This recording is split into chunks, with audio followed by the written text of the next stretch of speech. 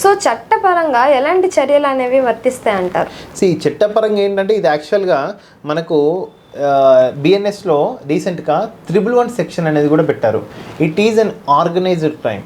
అది అతను ఓన్లీ ఐబొమ్మ రవి వల్లనే కాదు యాక్చువల్గా, బట్ ఇంకా రిమైనింగ్ కొంచెం అంటే బిలో 7 years బిలో 3 years వచ్చేసి కూడా సెక్షన్ 328 318 సెక్షన్ 66 ఆఫ్ ఐటీ యాక్ట్లో కూడా ఇవన్నిటి కూడా criminal conspiracy, cheating, information technology act వీటన్నింటి ద్వారా కూడా ఈ సెక్షన్స్ వర్తిస్తాయి. బట్ ఇవన్నీ below 7 years and 3 years offences sir.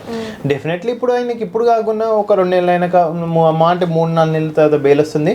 తర్వాత అతను ఎవరు రిస్ట్రిక్షన్ చేయలేరు అంటే మామూలుగా ఇండియా వదిలి పారిపోవద్దు అని ఒక కండిషన్ పెట్టవచ్చు మ్యాక్సిమం. బట్ మళ్ళీ అతను కోర్టుకు వెళ్ళి నాకు పాస్పోర్ట్ ఎక్స్టెన్షన్ కావాలి ఒక 3 months 6 months, ఆయనను ఎవరు ఆపలేరు. ఇంత రచ్చ జరిగిందంటే కూడా దేర్ విల్ బి అంటే 100% ఐబొమ్మ రవిది తప్పు, 100% తప్పు. ఎందుకంటే మనం ఒక సొసైటీలో ఉంటున్నాం, మన ఒక rules and regulation constitution of Indian follow అవుతున్నప్పుడు we have to obey the laws of which was designed by the central government and state government. కానీ సిస్టంలో కూడా కొన్ని లూప్ హోల్స్ ఉన్నాయి కాబట్టి కొంచెం వాళ్ళ దగ్గర కూడా ఫాల్స్ ఉన్నాయి కాబట్టి ఇట్లాంటి వాళ్ళు రావడానికి కూడా అతిశయోక్తి లేదు. రేపొద్దున ఇప్పుడు ఐబొమ్మ రవి ఉన్నాడు, 150 కోట్ల ప్రజల్లో ఐబొమ్మ రవిని ఒక్కని పట్టుకున్నాడు యాక్చువల్గా. బట్ ఇంకా ఐబొమ్మ రవి లాంటి వాళ్ళు ఇంకా ఉండొచ్చేమో 50-100 మంది. సో ఇక్కడ ఏంటంటే ఇప్పుడు మూవీ రూల్స్ అవి కూడా ఉన్నాయి కదా, సో ఐబొమ్మ రవినే పట్టుకోవడానికి గల కారణం ఏమంటే అదే అంటున్నాండి. ఇప్పుడు ఐబొమ్మ రవి ఉంది, బప్పం ఉంది, మూవీ రూల్స్ ఉంది, ఇంకో రేపు డిఫరెంట్ కైండ్ ఆఫ్ వెబ్సైట్స్ కూడా ఉన్నాయి యాక్చువల్గా. సో వర్షన్ ఏంటంటే ఇప్పుడు పోలీస్ వాళ్ళు బయట క్రిటిసిజం ఉంది వాళ్ళ మీద, ఐబొమ్మ రవి మీద కూడా క్రిటిసిజం ఉంది. డైరెక్టర్స్ అండ్ ప్రొడ్యూసర్స్ మొన్న మీడియా పెద్దలు, సినిమా పెద్దలు కూడా ప్రెస్ మీట్ పెట్టారు కదా, వాళ్ళ మీద క్రిటిసిజం ఉంది. బట్ ఎవరికి వాళ్ళకు పాజిటివ్స్ కూడా ఉన్నాయి.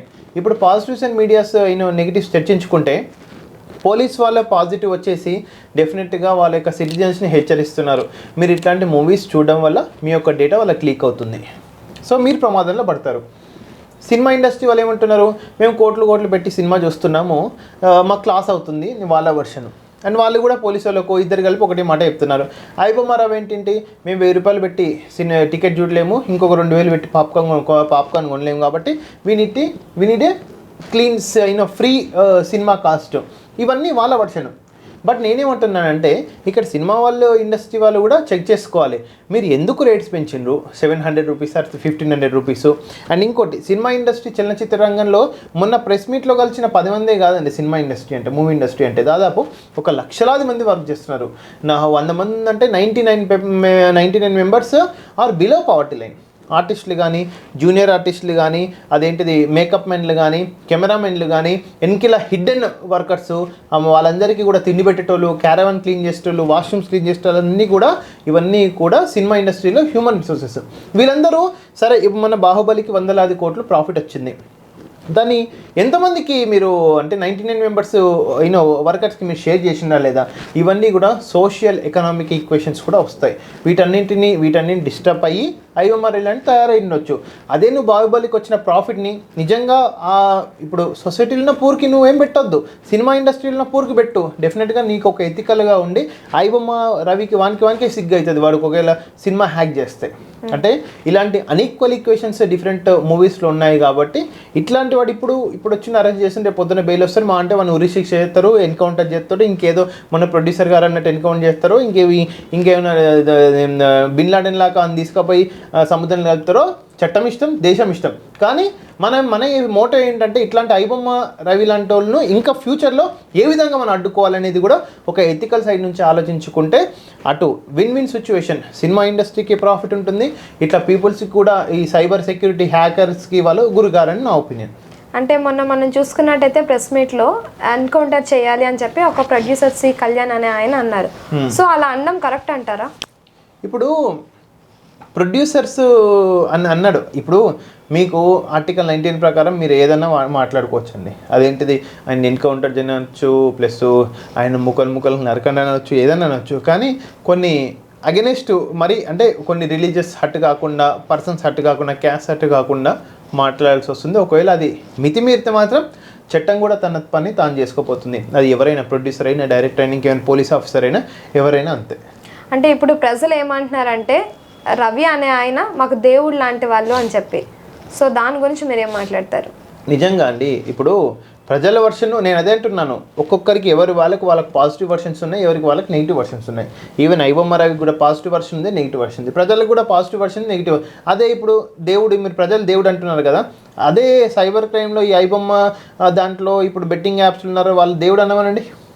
ప్రజలంటే 100 మనం జర్నలిస్ట్గా మాట్లాడుతున్నాం, అట్లా ఏం లేదు. ప్రజలు ఏంటంటే ఎవరైతే మూవీ రూల్స్ అదేంటిది ఐబొమ్మ చూసి జాగ్రత్తగా కాష్ చేస్తున్న వాళ్ళు అదే దేవుడు అంటున్నారు.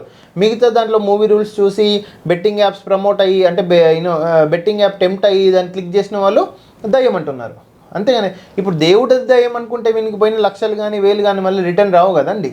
సో ఆ వర్షన్ ఏంటంటే మీరు టోటల్గా సిస్టమ్ కూడా ఈ సైబర్ క్రైమ్ను డిజిటల్ లిటరసీ ఇండియాలో ఇంక్రీజ్ చేసి, లిటరసీ ఉంది 75% of the every one is literate. సంతకం పెట్టి తన పేరు చదివితే లిటరేట్ అవుతారు. కానీ డిజిటల్ లిటరసీని ఇంతవరకు కూడా అందరూ స్మార్ట్ ఫోన్, ఐఫోన్, ఆ ఫోన్ అంటారు, కానీ దాంట్లో ఉన్న ఫీచర్స్ దాన్ని ఏ విధంగా యూజ్ చేసుకోవడానికి నీకు ఫస్ట్ క్లాస్లో నేర్పియాలి, 10th క్లాస్లో నేర్పియాలి, ఇంటర్లో నేర్పియాలి, డిగ్రీలో నేర్పియాలి, ఎక్కడ నేర్పియాలి, అది నీ అంతకు నువ్వే నేర్చుకోవాలి. డిజిటల్ లిటరసీ, డిజిటల్ అవగాహన ఇవన్నీ కూడా మనకి ఎక్కడ నేర్పియట్లేదు. ఇప్పుడు సైబర్ క్రైమ్ అన్నాక నువ్వు స్కూల్ మాడ్యూల్స్లో ఏ విధంగా సైబర్ క్రైమ్ నుంచి బయటపడాలి, ఒక అవేర్నెస్ లేదు, ఒక అవేర్నెస్ సిస్టమ్ లేదు, స్కూల్ మాడ్యూల్ లేదు, షెడ్యూల్ లేదు, ఈవెన్ సిబిఎస్ఈ, ఐసిఎస్ఈ, ఎస్ఎస్సిలో లేదు. సో జనాలు ఎట్లా అదేంటిది వాళ్ళు ఎట్లా నేర్చుకుంటారని నా యొక్క అభిప్రాయం.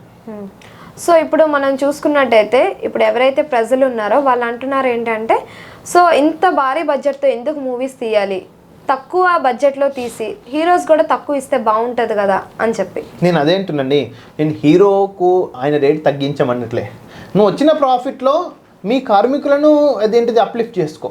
మీ ఇప్పుడు 1919లో నేను పుట్టినప్పటి నుంచి సినిమా హీరోలకు తిండి పెట్టేటోడు ఇప్పటికి కూడా తిండి పెట్టుతూనే ఉన్నాడు. మీరు చెక్ చేసుకోండి, కృష్ణనగర్లో ఎవరైతే 1990sలో ఎన్టీఆర్ టైంలో అడ్డ మీదకి వచ్చినోడు ఇప్పుడు మళ్ళీ రోజు పొద్దుగాల 4-5 గంటలకు మళ్ళీ అదే వేషం వేసుకొని అడ్డ మీదకి వస్తాడు. అంటే ఏంటంటే దేర్ ఆర్ మోర్ సోషల్ అని ఎకనామికల్గా అన్ఈక్వల్ సిచ్యువేషన్స్ ఉన్నాయి. మీ ఇండస్ట్రీని మీరు కాపాడుకోలేకపోతే డెఫినెట్గా ఇప్పుడు దాన్ని లీక్ చేయాల్సిన బాధ్యత ఇప్పుడు ఐబొమ్మ రవికి యాక్సెస్ ఎవరు ఇస్తుండొచ్చు, మేబీ మీ వాళ్ళు ఉండొచ్చేమో, మన కడుపు మంట కూడా ఇచ్చుకుండొచ్చేమో, మన కొడుకో కూతురో మన ఆయన ఇప్పుడు ఎన్టీఆర్కి తిండి పెట్టిండు, ఏఎన్ఆర్కి తిండి పెట్టిండు, ఇప్పుడు వాళ్ళ కొడుకులకు కూడా తిండి పెడుతుండు, వాళ్ళ మనవరాలకు కూడా తిండి పెడుతుండనే కోపంతో ఇచ్చిండొచ్చేమో. అంటే అక్కడ సినిమా ఇండస్ట్రీ సపోర్ట్ లేకుండా ఐబొమ్మ రవికి ఎవరో ఇప్పుడు థియేటర్లో సపోర్ట్ అయినా సరే, సినిమా ఇండస్ట్రీలో సపోర్ట్ అయినా ఎవరికి లేకుండా ఇప్పుడు కోడిగుడ్డు మీద ఈక దొక్కుతేనే కదండి కోడిగుడ్డు వగలేదు. ఇప్పుడు ఎవరో ఒక యాక్సెస్ అనేది ఉంటుంది. సో మీరు యాక్సెస్ని చెక్ పెట్టేసుకుంటే డెఫినెట్గా యూ విల్ విన్. అంటే ఇప్పుడు సినీ ప్రముఖులు ఎవరైతే ఉన్నారో వాళ్ళు పోలీసులకి ధన్యవాదాలు చెప్తున్నారు. సో ఎందుకంటారు?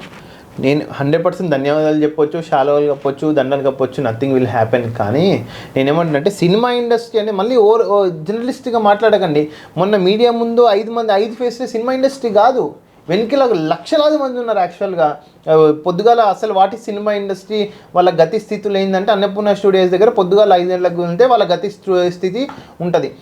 ఇదే ఐబొమ్మ ఇప్పుడు మొన్న మైకులు పెట్టింది కదా, రాజమౌళి గారి కానీ, నాగార్జున గారికి కానీ, చిరంజీవి గారికి కానీ మైకులు పెట్టింది కదా, అదే మైకులు మీరు పొద్దుగాల 5 గంటలకు అన్నపూర్ణ స్టూడియో ముందర పెట్టండి, వాళ్ళ భావోద్వేగాలు బయటపడతాయి.